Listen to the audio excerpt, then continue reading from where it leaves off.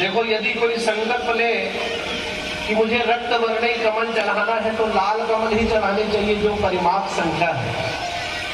कोई संकल्प ले मुझे नील कमल चढ़ाना है तो जितनी संख्या आपने सोची उतनी संख्या के ही नील कमल चढ़ाने चाहिए। ऐसा नहीं कि लाल कमल 3 चढ़ा लिए, 2 हम नील कमल चढ़ा लिए, ऐसा नहीं। संकल्प को पूरा करना चाहिए। भगवान विष्णु सोचने लगे कि जैसा कमल ये चढ़ा है 999, ऐसे एक और कमल लाऊंगा और भगवान महादेव पर मैं चढ़ाऊंगा। अपना आसन को मोड़ करके उठ गए, चले गए, खोजने लगे धरती में ऐसा ही कमल कहाँ है, तो धरती लोक में वैसा कमल मिला ही नहीं। भगवान शंकर ने माया रच दी, धरती लोक में गए, अन्यत्र क्षेत्रों में गए, किंतु वैसा कमल का पुष्प नहीं मिला। अब भगवान विष्णु व्याकुल हो गए, अब क्या किया जाए। भगवान विष्णु मन ही मन सोचते हैं, कभी कभी भक्त मुझे भी लक्ष्मी कांतम कमल नयनम, मुझे भी ऐसा कहते हैं कि मेरे नेत्र कमल के समान है। तो कमल के समान मेरे जो नेत्र हैं, ये भले ही एक कमल नहीं तो अपने नेत्र को ही निकाल करके मैं शिवलिंग में अर्पण कर दूंगा, तो 1000 की संख्या मेरी पूरी हो जाएगी। ऐसा सोच करके भगवान विष्णु ने अपने नेत्र को निकालना चाहा, उसी समय भगवान शंकर प्रकट हो गए। बोलिए शंकर भगवान की जय। शिवनाथ शंभो हे त्रिपुरारी, हे देव शंकर हे महादेवा। शंभो हे त्रिपुरारी, हे देव शंकर। शिवनाथ शंभो हे त्रिपुरारी, हे देव शंकर हे महादेवा।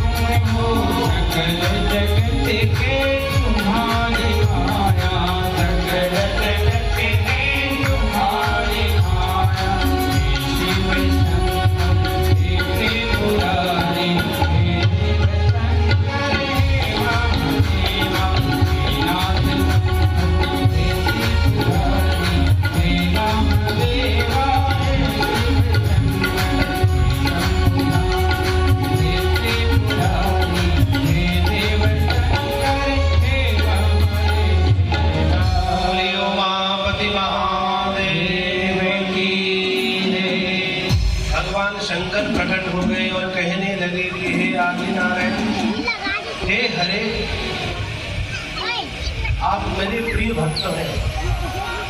आप में और मुझ में किसी भी प्रकार का भेद नहीं है, अंतर नहीं है। और भगवान शंकर ने प्रभु विष्णु को अपने हृदय से लगाया। भगवान भूत भावन सब कुछ जानते थे, पर भी भगवान महाविष्णु से कहने लगे, आप किस अपेक्षा को लेकर के मेरा पूजन किए थे, क्या बात है? भगवान विष्णु ने सारा बात बताया। देवताओं की रक्षा करने के लिए मेरे पास कोई आयुध नहीं है।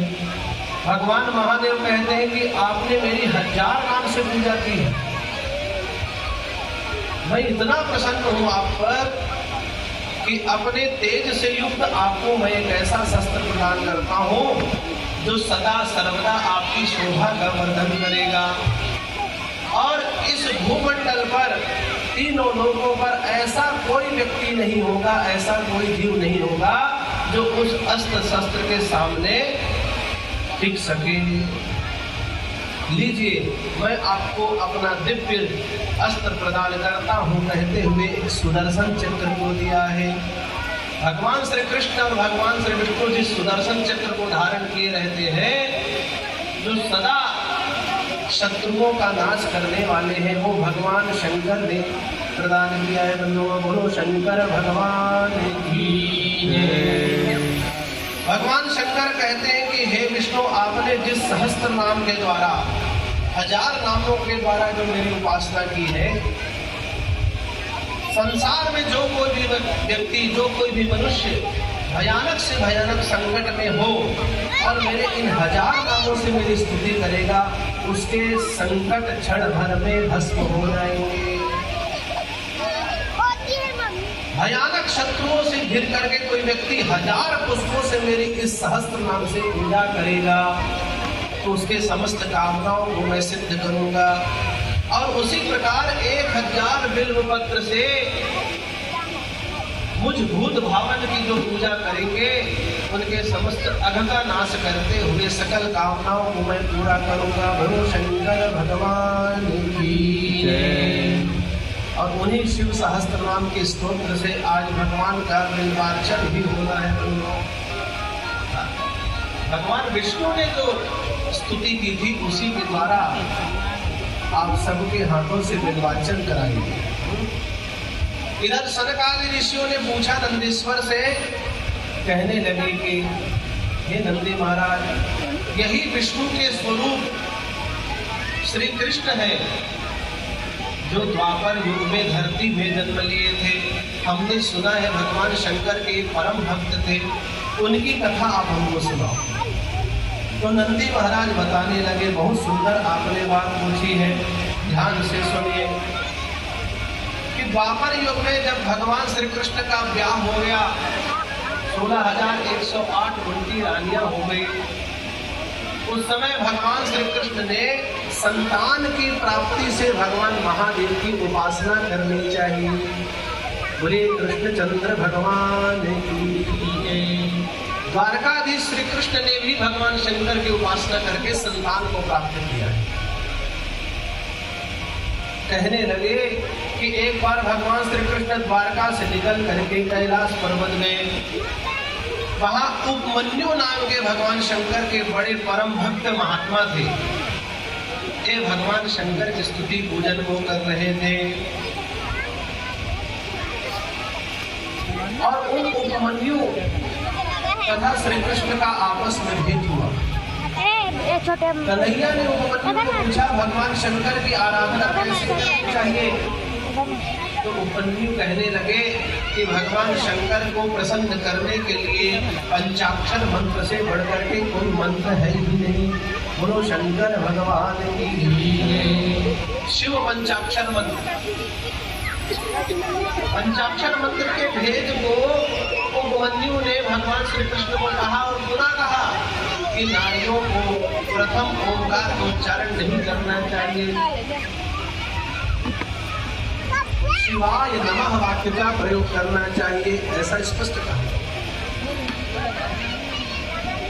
उन्होंने भगवान श्री कृष्ण को कहा कि भगवान शिव की आराधना करने के पूर्व सबसे पहले गुरु मंत्र की दीक्षा लेनी चाहिए। जिन्होंने अपने गुरु मंत्र की दीक्षा नहीं ली है उनके मंत्र की सिद्धि कठिन होती है। इसलिए जीवन में गुरु मंत्र की दीक्षा अवश्य लेनी चाहिए।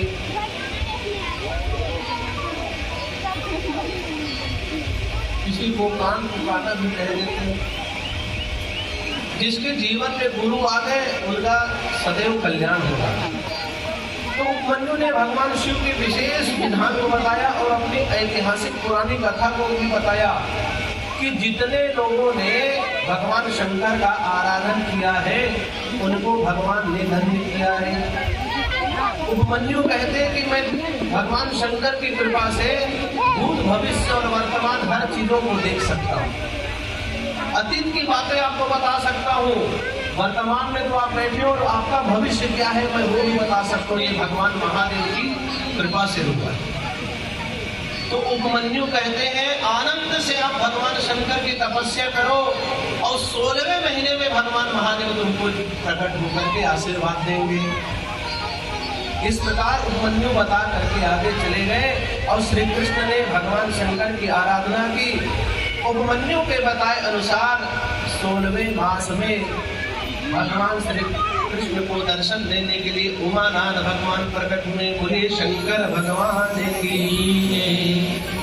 भगवान उमानाथ कहने लगे कि हे कन्हैया आपकी कामना मैं जानता हूँ, इसलिए जाओ मैं आपको आशीर्वाद देता हूँ कि 16,108 जो रानियां हैं उन रानियों से आपको 10-10 पुत्र होगा और हर एक रानी से एक बेटी भी होगी, कन्या होगी। कितना सुंदर आशीर्वाद है। वंश की वृद्धि भगवान शंकर की कृपा से होता है। भगवान महादेव प्रसन्न होकर के कहते हैं और आपके पुत्रों में से एक पुत्र के रूप में मैं स्वयं अवतार लूंगा।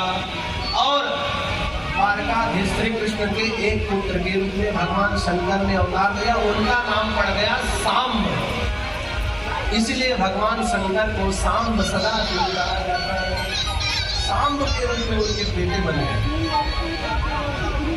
सांब सदाशिव।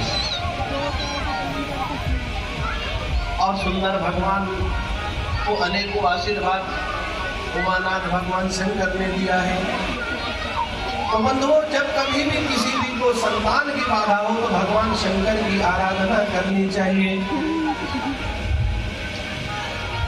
भगवान शंकर की आराधना करनी चाहिए। इनका सदैव पूजन यजन करना चाहिए। समस्त कामनाओं को पूरा करने वाले हैं महादेव। सनक आदि ऋषियों ने पूछा महादेव की उपासना, उनका व्रत, उनका उपवास कब कब करना चाहिए? भगवान कृपा कर